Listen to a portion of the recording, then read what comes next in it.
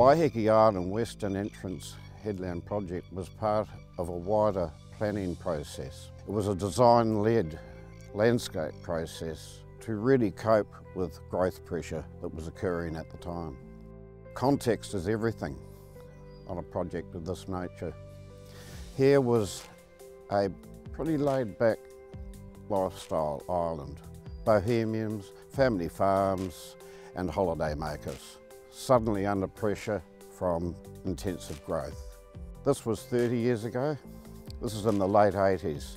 New Zealand was just coming out of the economic hiccup. There were major policy changes. There were government reform, local authority reform, and of course, importantly for this project, there was legislative reform by way of the Resource Management Act 1991. Our main aim really was to promote an innovative approach to land use management and change. We wanted to energise a whole new approach to land use management. This process was a partnership. It was strongly advocated by council. They were very supportive. Also, there was iwi, Ngāti Paoa. And so part of the process was to bring those people along in a partnership and attend to issues which were outstanding for them, like the protection of archaeological sites, of which there are many on this site. The central problem initially, anyway, was the community.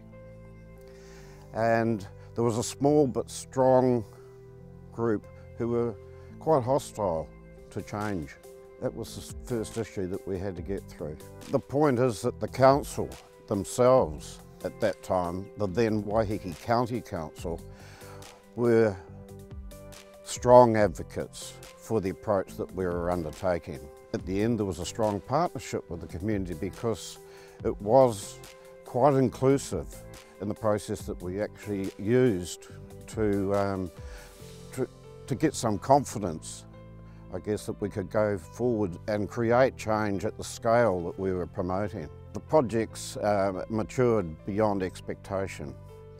The vegetation itself, it's a classic core to the project. The other difference that has happened is the intensive production, and associated with that a whole range of settlement arrangements which include other social services such as restaurants, accommodation, food, wine and recreational experience.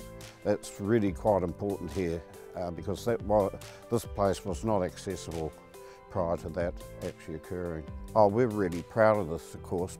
Landscape is about time and place, and I think that's the most rewarding part of this project, and also to actually see people using this in quite an intensive way.